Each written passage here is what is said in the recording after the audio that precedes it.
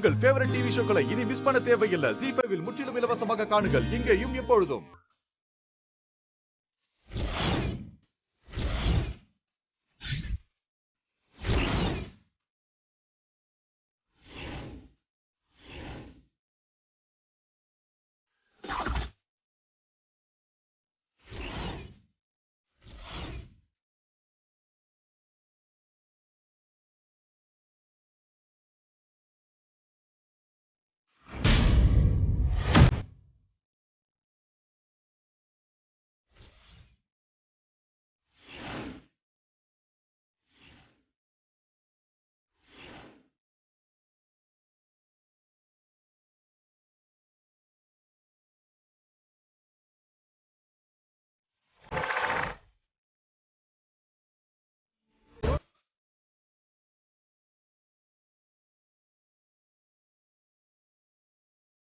நான் சொன்ன என்னோட முதல் பேத்தி இவதான்.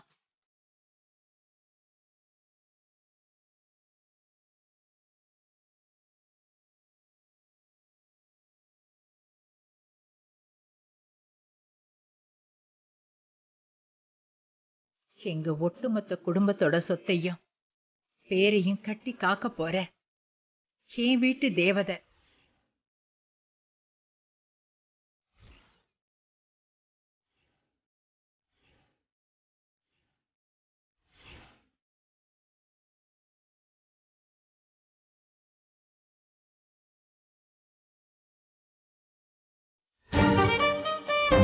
ஜானகி மேடத்தோட பேத்தி அன்பரசியா?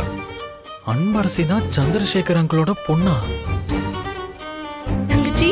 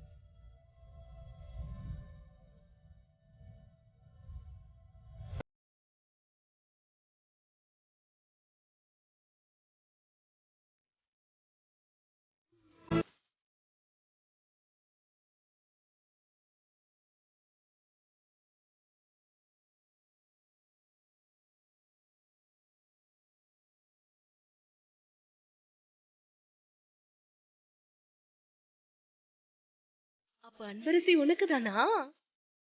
இது வேற லெவல் ட்விஸ்டா இருக்கேடா. உங்க எல்லாருக்கும் என் மூத்த பேத்தி அன்பரசிய அறிமுகப்படுத்தி வைக்கிறதுல நான் ரொம்ப பெருமையும் சந்தோஷமும் படுறேன்.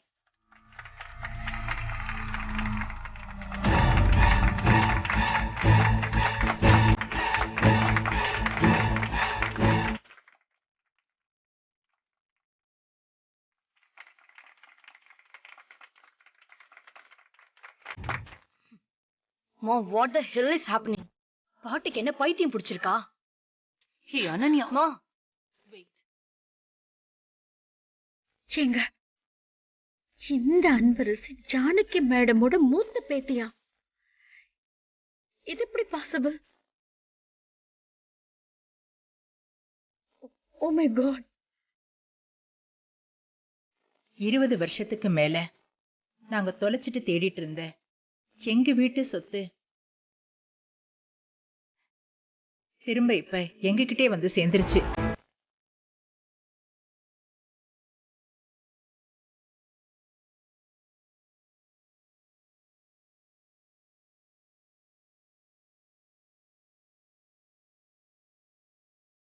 ஒவ்வொரு நாளும் இந்த சொத்தை எல்லாம் எப்படி இனி கட்டி காக்க போறோங்கிற பயத்திலே தான் நாங்க இருந்தோம். ஏன்னா சொத்து சேர்க்கறது பெருசு இல்ல, அத காக்கிறது தான் கஷ்டம்.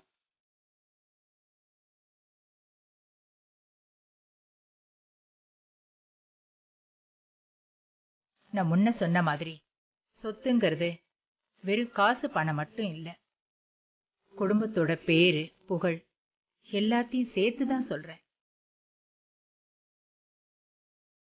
இப்படி கஷ்டப்பட்டு சேர்த்த சொத்து எல்லாத்தையும் தகுதி இல்லாதவங்க கையில ஒப்படைச்சு ஒண்ணும் இல்லாம பண்ணிடக்கூடாதுங்கிற பயத்திலேயே தான் இருந்தோம்.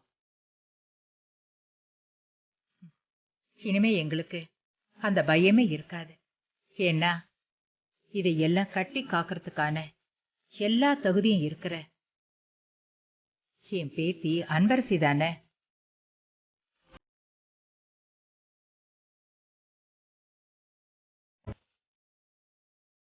இப்போ மொத்த சொத்தையும் இவகிட்ட ஒப்படைக்க போறோம்.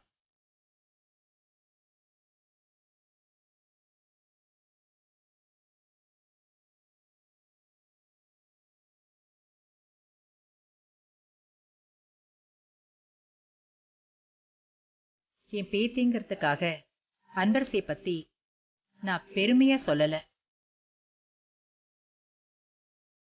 என் பேத்தின்னு தெரியறதுக்கு முன்னாடியே அன்பரசியை பத்தி எனக்கு நல்லாவே தெரியும்.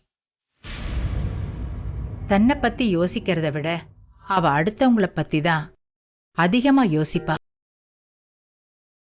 தனக்கு இல்லைன்னாலும் அடுத்தவங்களுக்கு கொடுக்கணும்னு நினைப்பா.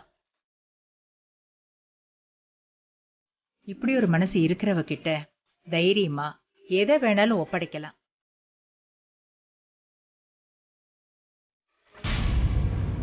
அப்புறம் சொத்தை ஒப்படைக்கிறதுக்கு எதுக்கு நாங்க யோசிக்கணும்? ஜீ5 ஆப்பை டவுன்லோட் செய்து அனைத்து எபிசோடுகளையும் இலவசமாக பாருங்க.